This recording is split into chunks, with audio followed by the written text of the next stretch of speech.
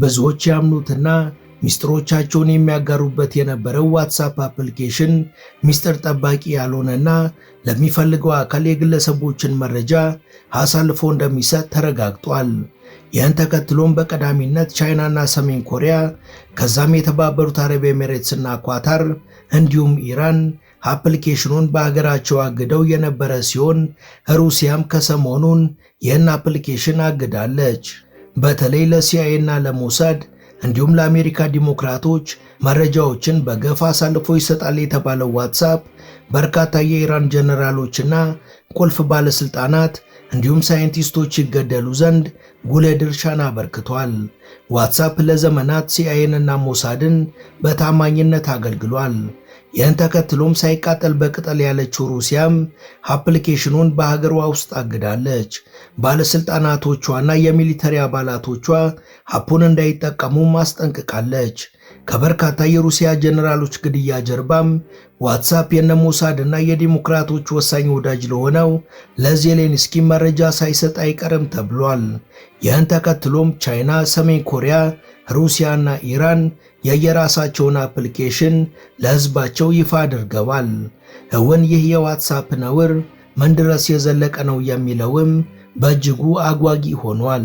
Our next story is from Russia, where the government has just blocked WhatsApp. Millions of Russians use this messaging app daily, but now they cannot access it. Moscow says this is because Meta has violated Russian laws. ሰላም ጤና ይስጥልን። በመላው ዓለም የምትገኙ ውድ የመሿለኪያ ቤተሰቦች በዛሬው መሰናዷችን ዋትስአፕ የግለሰቦችን ሚስጥር ለበርካታ ተቋማት አሳልፎ መስጠቱ ይፋ ከሆነ በኋላ በመላው ዓለም ስለተፈጠረው ድንጋጤ እንዲሁም ደግሞ ሩሲያና ሌሎች ሀገራት አፕሊኬሽኑን በሀገራቸው ስለማገዳቸው እንደሚከተለው እናወጋችኋለን።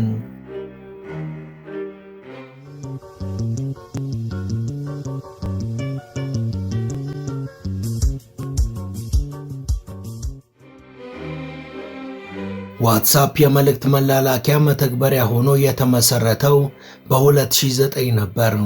መስራቾቹም የቀድሞው ያሆ ዌብሳይት ሰራተኞች የነበሩት ጃክ ዋም እና ብራይተን አቶክ ቢሆኑም መተግበሪያውን የነደፈው ግን ሩሲያዊው ኢጎር ሶሎሞኒኮቭ ነው።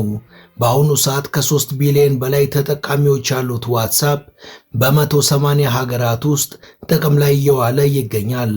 ዋትስአፕ በየቀኑ 2.8 ቢሊዮን ሰዎች ከ140 ቢሊዮን በላይ መልእክቶችን የሚላላኩበት ሲሆን ከ2014 ጀምሮም በፌስቡክ ወደ ሜታ ካምፓኒነት ባለቤት ስር ገብቷል። ከዓለማችን የዋትስአፕ ቀዳሚ ተጠቃሚ ሀገራት ውስጥ ህንድ ቀዳሚዋ ስትሆን 850 ሚሊዮን ደንበኞች ይገኙባታል። ብራዚል 148 ሚሊዮን፣ ኢንዶኔዥያ 112 ሚሊዮን፣ አሜሪካ ደግሞ 98 ሚሊዮን ተጠቃሚዎችን በመያዝ ተከታዮቹ ናቸው። የዋትስአፕ መተግበሪያ በቀልጣፋ አገልግሎቱ የሚስጥራዊነት መተማመኛውን መሰረት አድርጎ ሰፊ ተቀባይነትን ያገኘ ቢሆንም ውሎ አድሮ ግን ከስለላ ጋር በተገናኘ ስሙ መነጋገሪያ የሆነ መጥቶ አሁን ማዕቀቦች የሚጥሉበት ሀገራት በዝተዋል። በተለይ ደግሞ የፌስቡክ ወይም የሜታ ኩባንያ ለአሜሪካው ዲሞክራቲክ ፓርቲ የግለሰቦችን በተለይም ተለይተው ኢላማ የተደረጉ ጋዜጠኞችን፣ ፖለቲከኞችን፣ የሰብአዊ መብት ተሟጓቾችን እንዲሁም ታዋቂ ሰዎችንና የተወሰኑ ሀገራት ህዝቦችን የጋራ ስነ ልቦናዊና ፖለቲካዊ መረጃዎችን አሳልፎ እየሰጠ ነው ተብሎ ሲብጠለጠል መክረሙ የሚታወስ ነው። Meta is the company that owns WhatsApp. It also owns Facebook and Instagram. Both of these platforms were banned in Russia in 2022, and now WhatsApp has joined the list.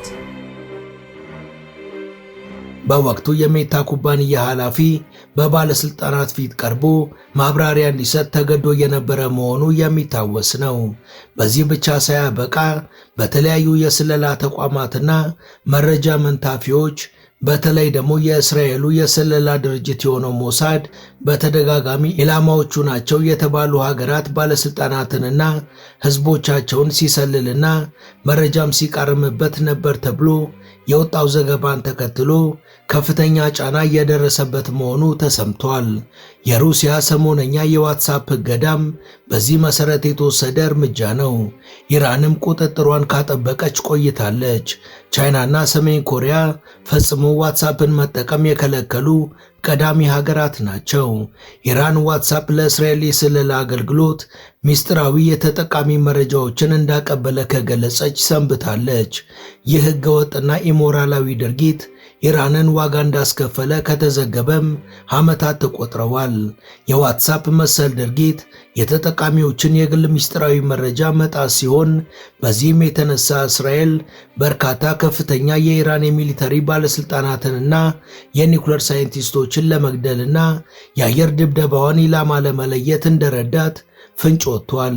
የኢራን የመንግስት ብሮድካስት የሆነው IRIB እንደዘገበው የዋትስአፕ ባለቤት የሆነው ሜታ የተሰኘው ድርጅት የውጭ ግንኙነት መረጃ ያላቸውን ከፍተኛ የኢራን መንግስት ሰራተኞችን እንዲከታተልና አድራሻቸውን እንዲለይ ያስችሎታል ሲሉም ወቀሳውን አቅርበዋል።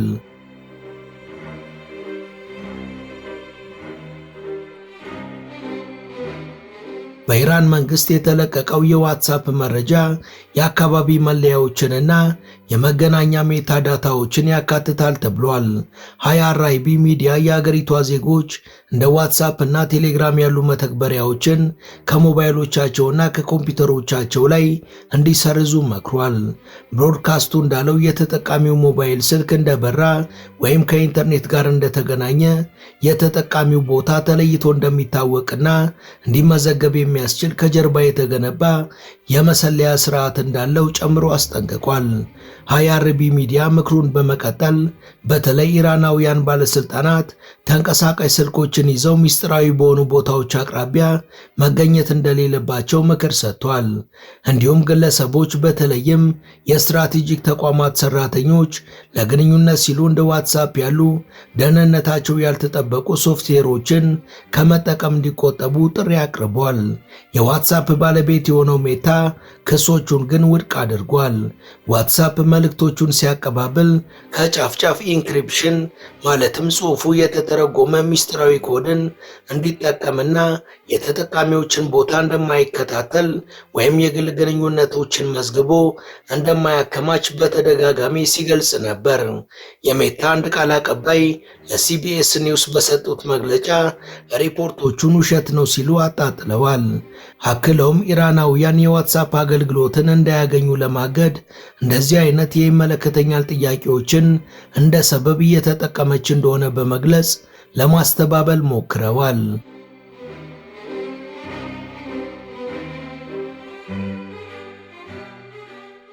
የኢራን ማስጠንቀቂያ የሚመጣው በዓለም አቀፍ ደረጃ ባሉ የመልእክት መላላኪያ መተግበሪያዎች ላይ እየጨመረ በመጣው ምርመራ ነው።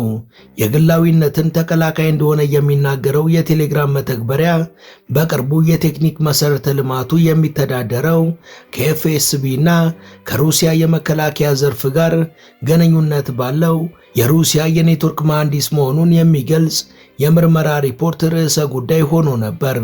ሜታ ቀደም ሲል ለእስራኤል ድጋፍ መስጠቱን በተመለከተ በተለይም የመብት ተሟጓች ቡድኖች በዋትስአፕ መድረክ ላይ የፍልስጤም ደጋፊ የመሰሉ ይዘትና በተጠና መልኩ መጨቆን በሚሉ ክሶች አማካኝነት ከፍተኛ ምርመራ ተደርጎበታል።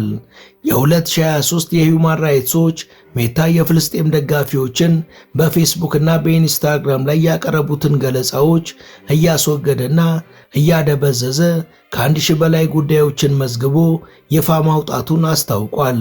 የሜታን ህገወጥና ኢሞራላዊ አጠቃቀምን በዓለም አደባባይ መጋለጥና የክትትል ስርዓት መዘርጋትን ተከትሎ የመጡት የኢራን ክሶች በከፊል ትኩረቱን የሳቡት ቀደም ሲል የተመሰጠሩ ስርዓቶች ጥቅም ላይ በዋሉባቸው አጋጣሚዎች ምክንያት ነው።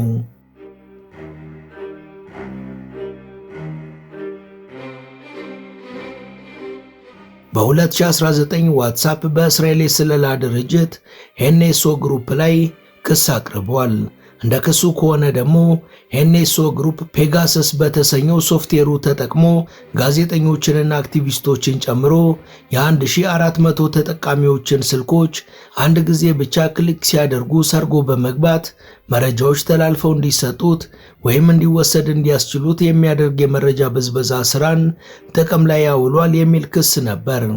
ይህን ክስ ተከትሎ በግንቦት 2025 የአሜሪካ የፌዴራል ዳኞች ለዋትስአፕ ደግፈው በመወሰን የእስራኤሉን የስለላ ግሩፕ ኤንኤስኦን $168 ሚሊዮን ካሳ እንዲከፍል አዘዋል። የትክክለኛ መልእክት መላላኪያን መድረክን በመጣሱ ምክንያትም የስለላ መተግበሪያዎችን የሚያመርቱ የስለላ ድርጅቶች ተጠያቂ ለማድረግ የመጀመሪያው ሕጋዊ ፍርድ ነው ተብሏል። ኤንኤስኦ ክሶቹን ቢክድም የስለላ መሳሪያውም ሆነ መተግበሪያው ጥሪዎችን፣ መልእክቶችን፣ ካሜራዎችንና ማይክሮፎኖችን እንዲሁም የአካባቢ መረጃዎችን የመቃረም አስገራሚ ችሎታው ከጫፍ ጫፍ የመተግበሪያዎቹን ደህንነት በተመለከተ በሕዝቡ ዘንድ ጥርጣሬን አስነስቷል። ከዛ ጊዜ ጀምሮም ፔጋሰስ የተሰኘው የመለያ መተግበሪያ ወይም አፕሊኬሽን ከ50 በላይ ሀገራት ውስጥ ከክትትል ስራዎች ጋር የተገናኘ እንደሆነ የተዘገበ ሲሆን በ2021 የፔጋሰስ ፕሮጀክት ማዕከላዊ መወያያ ሆኖ ነበር። በዚህም የፖለቲካ መሪዎችን ጨምሮ በ10 ሺዎች የሚቆጠሩ የሰዎች ስልክ ኢላማዎች ሆነው እንደነበር ይታመናል ተብሏል።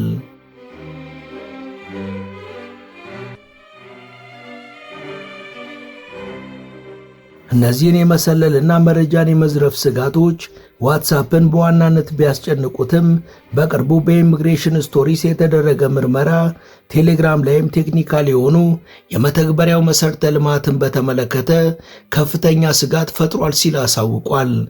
ሪፖርቱ በሺዎች የሚቆጠሩ የቴሌግራም አይፒ አድራሻዎችና የሰርቨር ስራዎችን የሚቆጣጠሩ የሩሲያ ኔትወርክ መሐንዲስ በሆነው ቭላዲሚር ቬዴኔቭ መሆኑ ታውቋል። ይህ ግለሰብም ከቴሌግራም የመረጃ ቋት የሚያገኘውን አስፈላጊ መረጃዎች ለሩሲያ የስለላ ኤጀንሲ አገልግሎት እንዲውሉ የሚሰጥ ሰው ነው ተብሏል። ሰውየው መረጃዎችን ለሩሲያው የስለላ ቢሮ ኤፍኤስቢ እና ሌሎች ከወታደራዊ ክንዋኔዎች ጋር ግንኙነት ላላቸው የምርምር ማዕከላት ሰጥቷል ነው የተባለው። በዚህም ቴሌግራም በአውሮፓውያን ዘንድ ጫና እንዲያድርበት አስችሎ ነበር። የዋትስአፕ እና መሰል የመልእክት ልውውጦችን የሚያሳልጡ መተግበሪያዎች መረጃዎችን የሚያስቀምጡት በውጭ ሀገራት ሲሆን ለምሳሌ የዋትስአፕ የመረጃ ቋት የሚገኘው በአሜሪካ ነው። በዚህ የተነሳም ቁጥጥር የሚደረግበት በአሜሪካ መንግስት ነው ማለት ነው። መሰል ቁጥጥርና ክትትል እንዲሁም መረጃው ለሶስተኛ ሀገራት ወይም አካላት ተጋላጭ መሆኑ እየጨመረ የመጣው ስጋትን ለመቋቋም ኢራንን ጨምሮ በርካታ መንግስታት የተጠቃሚዎች መረጃ በሀገሮቻቸው ውስጥ እንዲከማች የሚጠይቁ የኢንተርኔት መረጃዎችን በየተጠቃሚው ሀገራት ተከፋፍሎ እንዲቀመጥ የሚያስገድዱ ህጎች እንዲወጡና ይህንን በተመለከተም ለበርካታ ሀገራት ጥሪ አቅርበዋል።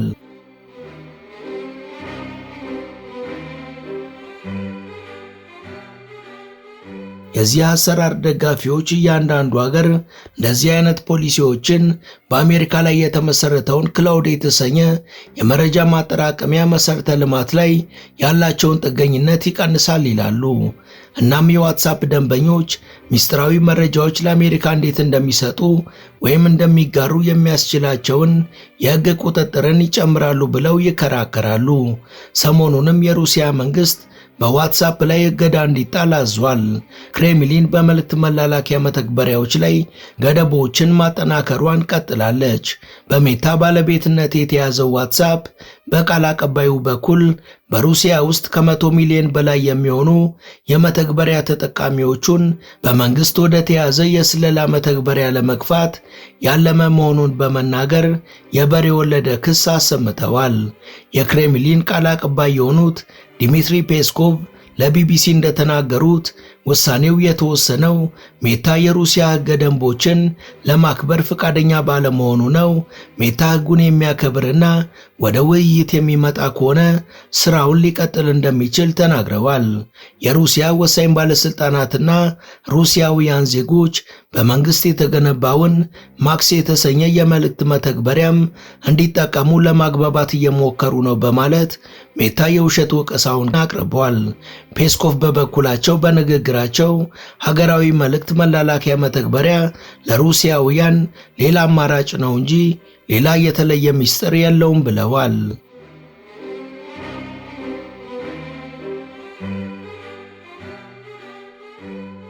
ዋትስአፕ ብቻ ሳይሆን ቴሌግራምም በእገዳው ሊካተት ጥቂት እንደቀረው የሚያመላክቱ መረጃዎችም እየወጡ ነው።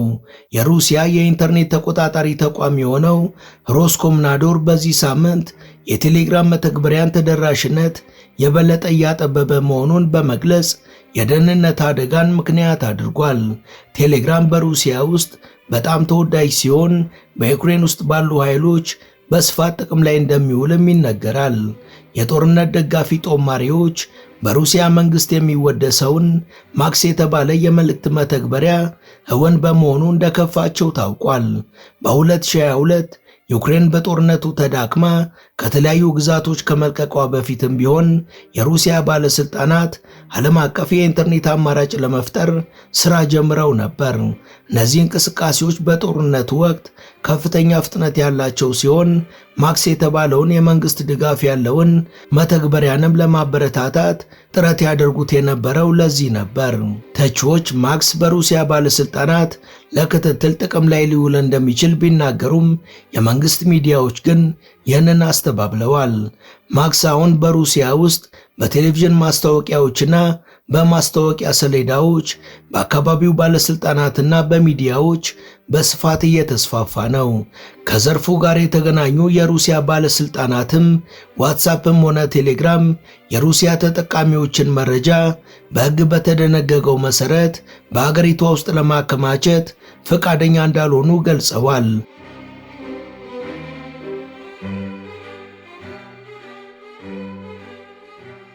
በሞስኮ የሚገኙ ባለስልጣናት ዋትስአፕ ከሩሲያውያን ገንዘብ ለማጭበርበርና ለመበዝበዝ ከሚውሉ ዋና ዋና አገልግሎቶች አንዱ እንደሆነ ይገልጻሉ። ይህም ሰዎች ወደ ማክስ መተግበሪያ እንዲሰደዱ የሚነሳሱበት ምክንያት ነው ሲል ዋትስአፕ የበኩሉን መከራከሪያ አቅርቧል። በአቋሙ የጸናው ዋትስአፕ የሰዎችን ግንኙነት ለማስቀጠል የሚችለውን ሁሉ እያደረገ መሆኑን ተናግሯል። አክሎም ከ100 ሚሊዮን በላይ ተጠቃሚዎችን ከግልና ደህንነቱ ከተጠበቀ ግንኙነት ለማግለል መሞከራቸው ጊዜ ያለፈበት እርምጃ ነው ሲል በሰጠው መግለጫ አስታውቋል። በዚህ ዓመት መጀመሪያ ላይ በሩሲያ መንግስት የሚተዳደረው የዜና ወኪል የሆነው ታስ ዋትስአፕ በ2026 በአገሪቷ ውስጥ በቋሚነት እንደሚታገድ ይጠበቃል ሲል ዘግቦ ነበር። እንዲህ ያሉ ከባድ እርምጃዎች ሩሲያ ሜታን እንደ አክራሪ ድርጅት መሰየሟ ፍጹም ተገቢ ናቸው ሲሉ የሩሲያ ባለስልጣን የሆኑት አንድሬ ሲቪንቲዞቭ ተናግረዋል። ዋትስአፕ ቀደም ሲል በሩሲያ ውስጥ በጣም ተወዳጅ የመልእክት አገልግሎት ነበር። ነገር ግን ሜታ በ2022 ሚስጥርን የሚሸጥ አፕሊኬሽን ነው ተብሎ ከተሰየመ ወዲህ እንደ ኢንስታግራም እና ፌስቡክ ያሉ አፕሊኬሽኖችም በሩሲያ ውስጥ ታግደዋል።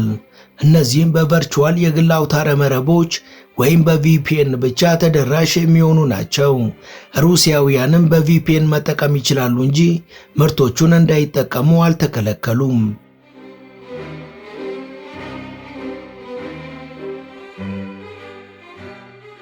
በዚህም ሩሲያ ሮብ ዕለት አንዳንድ የዋትስአፕ ጥሪዎችን የገደበች አዲሷ ሀገር ሆናለች። ዋትስአፕን የሚገድቡ ሀገራት ቁጥራቸው እየጨመረ የመጣ ሲሆን ለምሳሌ በቻይናና በሰሜን ኮሪያ ዋትስአፕ ሙሉ ለሙሉ ታግዷል። ቻይና በ2017 ዋትስአፕን ለማገድ የወሰነችው ታላቁ ፋየርዎል አፕን በመጠቀም ከውጭ ሀገር የመሰል ኢንተርኔት መተግበሪያዎች ጋር ትራፊክን ለማጽዳትና ለማገድ ነው።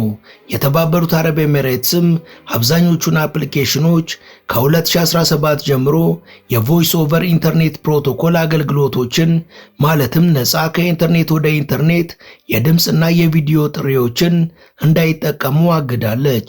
ስለዚህም በዋትስአፕ መሰል አገልግሎቶች ተከልክለዋል ማለት ነው። ሆኖም የጽሑፍ መልእክትን መላላክ ይፈቀዳል። በ2020 ባለስልጣናት ሰዎች በዱባይ ኤክስፖ የዓለም ትርኢት ግቢ ውስጥ በዋትስአፕ እና በሌሎች የኢንተርኔት መተግበሪያዎች ላይ ጥሪ እንዲያደርጉ ፈቅደዋል። ኳታር ዋትስአፕን በግልጽ አላገደችም፣ ነገር ግን በድምፅ ጥሪዎች ላይ ገደቦችን ጥላለች። የአሜሪካ የሳይበር ደህንነትና የመሠረተ ልማት ኤጀንሲ የሆነው ሲአይኤስኤ የሳይበር ወንጀለኞችና በመንግስት የሚደገፉ የጠለፋ ቡድኖች እንደ ሲግናል፣ ዋትስአፕ እና ቴሌግራም ያሉ ታዋቂ የመልእክት መላላኪያ መተግበሪያዎችን ተጠቃሚ የሆኑ ስማርት ስልኮችን ለማጥቃት ስፓይዌር እየተጠቀሙ መሆኑን አዲስ ማስጠንቀቂያ አውጥቷል።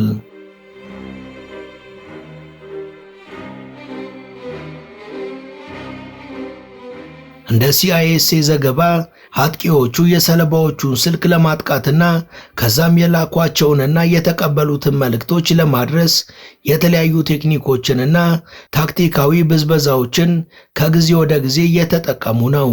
በሜታ ታዋቂው የዋትስአፕ ቻት አገልግሎት ውስጥ የሚሰራ አንድ ባለስልጣን የእስራኤል የስለላ ኩባንያ የሆነው ፓራጎን ሶሉሽንስ 90 ተጠቃሚዎቹን ኢላማ አድርጓል ብሏል። ተጠቂዎቹም ጋዜጠኞችና የሲቪል ማህበረሰብ አባላትን ያካታል ብሏል።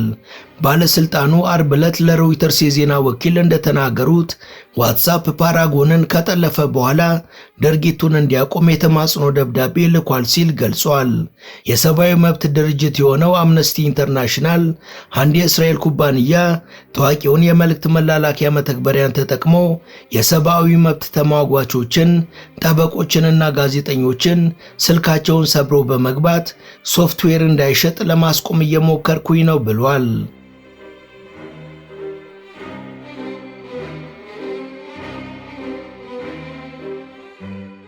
ውድ የቻናላችን ቤተሰቦች ለዛሬ ያሰናዳንላችሁ ይህን ይመስል ነበር።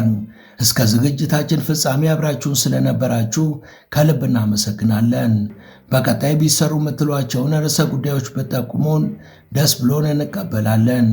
ቻናላችንን ሰብስክራይብ ማድረግ፣ የደውል ምልክቱን መጫንና ላይክ ማድረግ አትዘንጉ እያልን ለዛሬ በዚሁ ተሰናበትን። መልካም ጊዜ።